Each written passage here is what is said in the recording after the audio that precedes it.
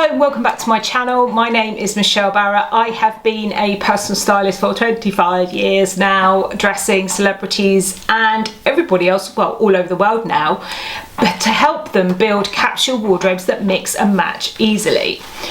So today I wanted to talk to the over 70s. Now there is a specific reason why I am making this video. So I made a video not that long ago where I aimed it to the over 60s, but then there was quite a few comments on that video and I got sent quite a few private messages where people said to me, I'm over 70 and I feel this or I feel that. So I thought, okay, I'm actually going to make a video dedicated to the over 70s.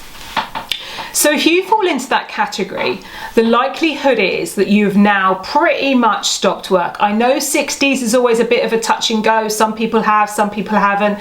But I think most people, by the time they've reached 70, have stopped that kind of 9 to 5, Monday to Friday working week. It could be that you're volunteering, it could be that you're traveling more, maybe you're spending time with the grandkids, maybe you just have little hobbies. So that is why that wardrobe that you might have had up until say 10 years ago just doesn't work anymore.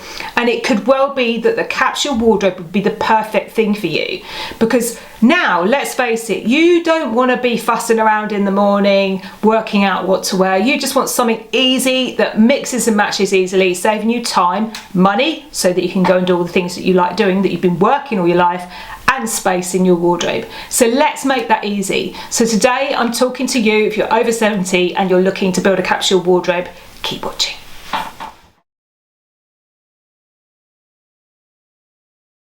Now, before we get started, there is one thing that I want to say to you. There is one thing that you shouldn't wear when you're over 70 and you shouldn't have in your capsule wardrobe. And that is other people's judgment. Okay, come on, we're over that now. We're so past it. The likelihood is that you have seen trends come and go and come back round again, maybe even once or twice. I'm actually 51 now, I'm 52 in a few months, and I've already seen sometimes these trends kind of come back round almost twice already in my lifetime. So chances are you have too. And also the likelihood is you have a good idea of what works for you and what doesn't in terms of what feels good. There might be certain fabrics you don't like, there might be certain prints, colours, etc, etc, because let's face it, we've seen them all before. So one thing that I don't want you to do is to be judged by what society tells you you should be, what somebody down the road, unless their opinion or your partner's opinion, unless that opinion is valid and wonderful and you value it, then, but if it makes you feel a little bit down, then what I'm asking you to do is put that opinion aside for a bit and let's rediscover what you like. Let's make sure that this capsule wardrobe that's going to mix and match easily, saving you time, money and space, actually has you feeling good both mentally and physically, because that's really, really important. So next we're going to look at rediscovering what you love.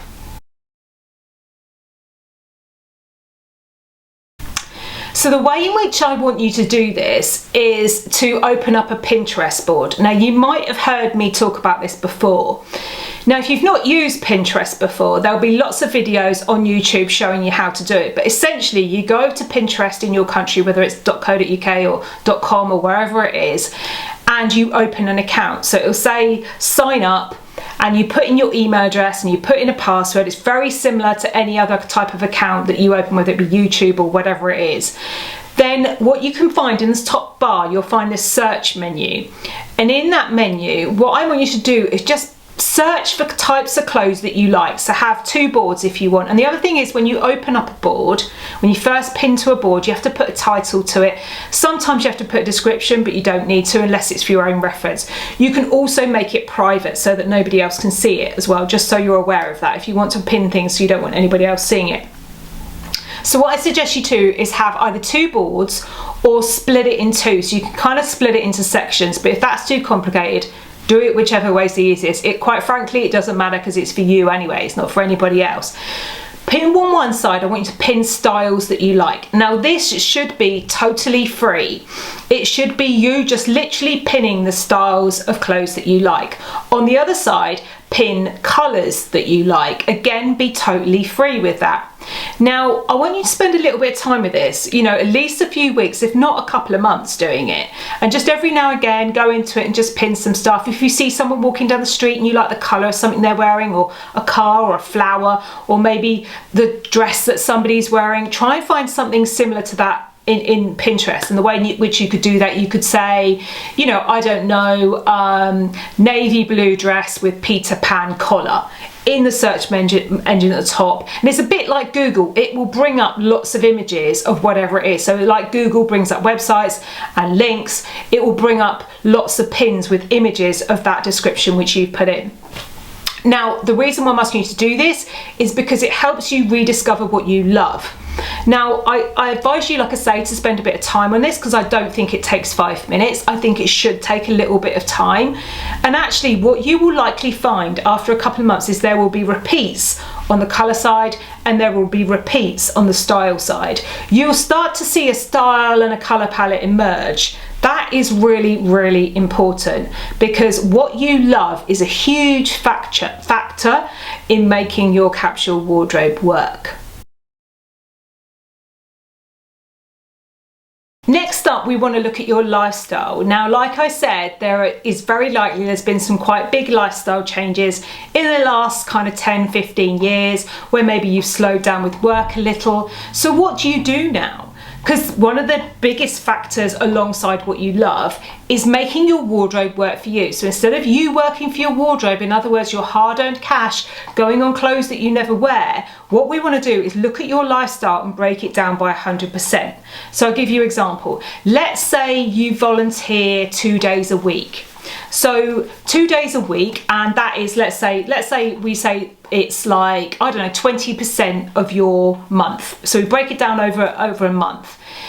So out of that 100%, let's say 20% of the time you spend volunteering at the local library. So you need clothes for that time when you're at the local library. 20% of your wardrobe should be geared towards that time. Let's say you look after the grandchildren for 2 days a week. So 2 days a week, you need clothes that maybe are suitable, particularly if you've got very young grandchildren. You know, you might get covered in paint or sand or glue or food or sick, dare I say it, whatever it is, but you want to make sure that that part of your wardrobe and that percentage of your wardrobe is geared towards that. Let's say you do some sort of a sport, so maybe you do yoga or you go running, then 10% of the time, so 10% of your wardrobe should be geared towards that activity. And maybe you spend 10% of your time going out with your friends, 10% of your time doing a particular hobby. So you're getting to see the gist of this now. So over a month, break down what you do, and your wardrobe should reflect that too. That is how to make your wardrobe work for you. So work that out first, and then start to look at what you've got and how those clothes fit into those elements of your lifestyle. And in addition to that, what you want to do as well is think about your wash cycle. So within, say, a week, how many times do you do a wash? Because that obviously makes a difference in how many items you will need. So let's say you go, I don't know, to yoga 3 times a week. So if you do a wash cycle twice a week, then maybe you don't need 3 different outfits throughout that week, because the one you've worn at the beginning of the week will work again at the end, depending on whether you dry it as well. But that kind of thing as well reflects on how many items you need for each stage of your life as well. Next thing you want to think about is, if you live in a seasonal environment, are you doing an autumn winter capsule plus a spring summer capsule? Little tip with that, which I'll talk about next, is colour. So if you choose a colour palette of colours, what you want to do is swap out 2 or 3 of them for the next season, but I'll talk about that next. So next up, a big element of your capsule wardrobe is colour and how colour works for you. So we got that colour palette together on the Pinterest board, which is all the colours that you like. Now, I strongly advise you, even if you've had a colour analysis done years ago, the chances are the colour palette that will work for you now may not work for you in the same way as it did when you were in your 20s and 30s. Now, I'll explain to you why that is. Now, often what can happen, it's quite subtle, but often your skin can become more translucent, your eyes can become slightly paler, And particularly if you decided to embrace the grey, that will make quite a big difference on your colour palette. So if you've never had colours done, I advise you to kind of research online or get a colour analysis done. If you're interested in that, head over to my website, capsuleclosetstylist.com. Look on the top and you can book in for a consultation with me and I can talk to you about how I can best help you. Or go to personal styling services, scroll down, you'll see colour analysis and body type style guide, where I identify your body type as well. The reason why I say this is because if you can work out what colours work for you, so we look at 3 elements. We look at how bright or muted your colouring is. We look at how dark and light your colouring is. And we look at how vibrant and muted, dark and light, and then warm and cool. And that's how we pick your colour palette out. I strongly advise as well, from those colours, you choose around 8. Now, I always say to people, if they're really lost, choose around 4 what I call canvas colours and 4 what I call paint colours. Canvas colours are like your neutral kind of colours and paint colours are like your brighter colours on top. Now, if you prefer all neutrals, you go for all neutrals. If you prefer bright, go for bright. There's only one thing that I will say though, if you go for all bright, sometimes, not always, but sometimes it's harder to mix and match those colours because some of the colours tend to clash more than when they're the neutrals, which is why I tend to say around 4 of each tends to balance out best. So yeah, get your colours done. Work out what colours work for you. Try and match them up with the colours that you put in your colour palette so that you know you love them. Choose around 8 of them to get started. Doesn't mean to say you can never wear another colour again, but it will get you started on that capsule wardrobe.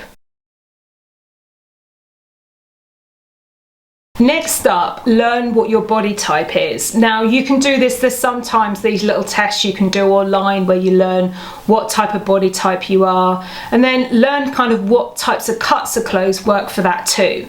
Again, as part of the colour analysis that I mentioned earlier, I also do a body type guide which identifies your body type, tells you what types of cuts work, what ones don't work, and then gives you a carousel of jackets, skirts, trousers, dresses, blah blah blah blah blah, lots of images to show you what types of cuts and styles work for that particular body shape. Now the reason why I think this is important is because it helps you be much more informed when you declutter your wardrobe or when you buy anything. If you can be much more informed and much more specific about a particular colour from your colour palette you're going to get and a particular cut, then it makes it much easier. So learn what your body type is and use colours and fabrics in the best way. A little tip with this: if you say, for example, you've got a bit of a tummy, any areas or any area that you're not so comfortable with, tend to go for darker and matte fabrics, maybe even with a pattern because sometimes that can be distracting. In any areas that you are confident in, you can go for shinier, brighter and lighter fabrics. That's really important. So, and again, if you have anything which is jersey or got some like real stretch in it, so one of the worst things you can do basically is if you've got an area you're not happy with, so let's say it is your tummy, is to wear something that's satin, shiny, in bright pink, and that's stretchy. Because what it does is it will highlight all those different shapes because of the way the light catches where it's shiny, it highlights those particular shapes even more. Whereas something that is darker, matte, say a dark navy or a charcoal grey or something, or black even, if it's in a matte, say cotton fabric, it won't do that as much, so it reduces it down. So avoid shiny, bright and light and stretchy on areas you're not so happy with, and go for dark and matte on areas you are. And again, the other thing is to avoid absolutely swamping yourself in fabric, because sometimes you can make yourself look like that with no shape by just swamping yourself in loads of really big baggy clothes. That is one of the biggest mistakes that I see particularly women make time and time again. There is always ways of kind of skimming over areas you're not so happy with and highlighting areas you are. So yeah, learn what your body type is and what types of styles and cuts suit that body type, and match that up with those styles and cuts that you really liked, and kind of try and mesh the two together. This is where we're looking at the aesthetic side, and then we're also looking at the kind of styles and the cuts and the colours that actually work for you. Finally, last but not least, at the end of this video, by the way, I'm going to go through different kind of categories like out for days out, traveling, time with the kids, and give you some outfit ideas that you might want to look at for your capsule wardrobe. So keep till the end, because I've got lots of ideas there. But finally, I want to talk to you about decluttering and intentional shopping. Now, decluttering and intentional shopping are almost like the head and the tail to having a capsule wardrobe.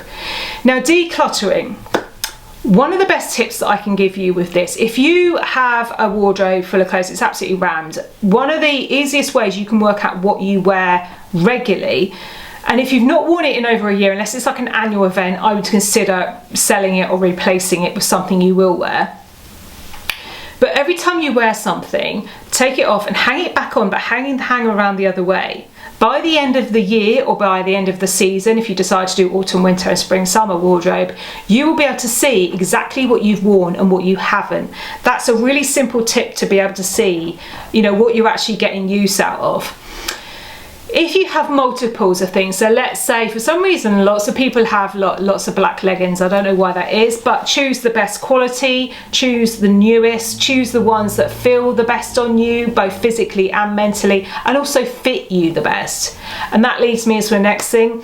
If you've got items in your wardrobe that no longer fit you, and you are actively working towards getting back into them, whether it be up or down, then give yourself a time limit to do that. If you don't reach that target, then I really strongly suggest you sell them and buy things that you do love equally that you can actually wear. Because all that's doing is reminding you of what you're not anymore, particularly if you really want to be it. So declutter that wardrobe. If anything, sell things and, you know, sell it for something and buy something very similar in that style, cut, colour, etc., that you really like, and spend time looking for it as well. Which leads me on to my final suggestion, and that's intentional shopping. This is the most important part. After you've gone through all this stuff, don't make mistakes by buying things and putting them in your wardrobe and building it up to something that doesn't work again. Now, what I mean by this, let's say you've done your Pinterest board and you've chosen styles that you really like, and you like kind of wide leg trousers, and your colours you've chosen, you like quite like a navy. When you've had your colours done, you realise a French navy is really good for you, so actually you're like, oh okay, I'm going to go for a French navy in my palette. And your body type is, let's say, apple body type, and let's say you need a pair of trousers because you're working at the library twice a week and you really like a nice pair of trousers for winter to work at the library, so you need to look quite smart. So instead of just going straight to a shop and picking up the first pair of black trousers usually that you see, you might now say, now I'm looking for a French navy pair of wide leg trousers with a side fastening and a flat front, because I am an apple shape and I know that cut suits me best. But one thing I will say, if you're going to have trousers and you're going to go out and buy them, always bring the shoes with you. In fact, if anything, it's quite good if you bring the shoes with you whatever you're specifically buying. So intentional shopping is key. Always try and buy the best quality that you can in whatever budget you have. If that means buying pre-loved, it means you can get a better quality, do that. But always try and buy the best quality. You've got to love it. It's got to feel good on you, both mentally and physically. If it's in your colour palette, that's great. If it works for your body shape, it's great. Think about where you're going to wear it, and also whether you can adapt that item to wear in different scenarios as well. So intentional shopping is so important. Please don't do all this work and then get to the end of it and then end up filling it up again. So spend time. And just as a little a bit of information as well, a capsule wardrobe can take quite a long time to put together so that it really works. So take your time over it, enjoy the process. So in this section, I'm going to show you a series of outfits you might have for volunteering. So there are lots of types of different volunteering jobs that you can do, from working in a library, maybe you volunteer in a charity or a charity shop, maybe you volunteer for the National Trust.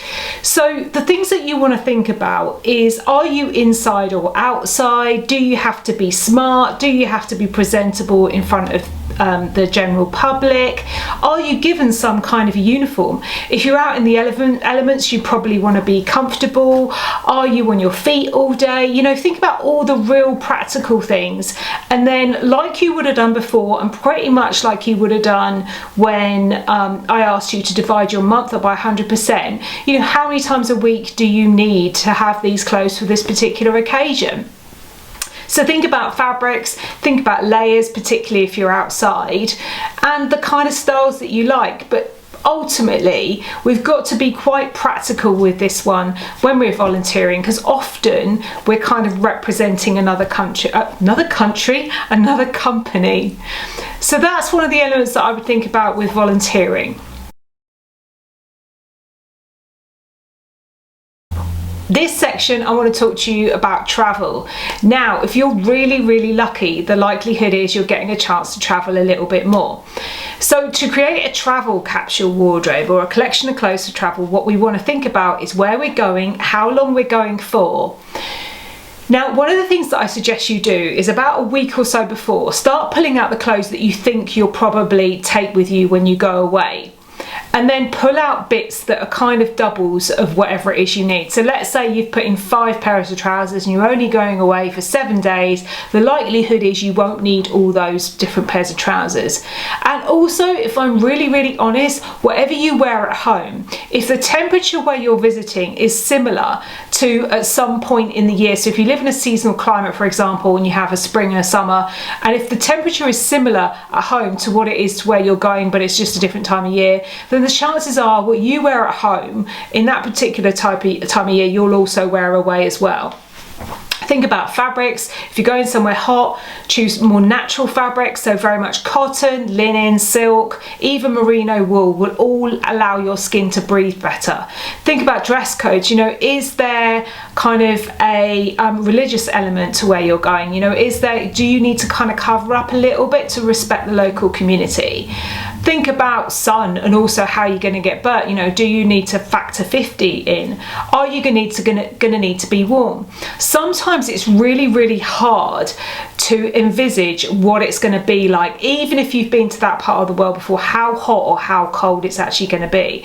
I've been to Finland. I've been to like right up north in Finland, where it was -40 on a husky ride, and it's really hard to explain how cold that is. But then I've also been right the other side of the world in Southeast Asia, where it's humid and it's hot and even the rain is warm.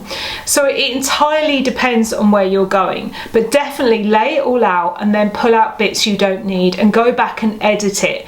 Because also, again, a bit like at home, you want to think about you know, whether there's somewhere you can wash clothes. Can you kind of wash clothes easily where you are? Because then that also reduces it down, because the less you take with you, the less it's going to cost you with traveling. And if anything, take an empty case and then buy kind of bits and pieces you want there. I often, within my house and when I do intentional shopping, I think about what I need, and if I'm visiting somewhere new, I buy it in that place, because then not only is that item practical, but also it's got a memory associated with it.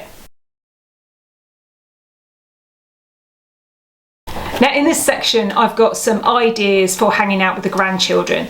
Now, obviously this depends on how old they are. If they're tiny babies, you probably want clothes that are going to wash easily, particularly also if they're toddlers, because you know, you might be covered in food, in paint, you know, you might be going to these kind of ball pond places, you might be out in the elements, you know, so practicality is really strong here. If they're a little bit older, you can probably kind of wear what you normally would on a casual day, but you might want to think about wash cycles. How easy is it to wash that item? You know, maybe darker colours as well if you are dealing with younger children or hanging out with younger children.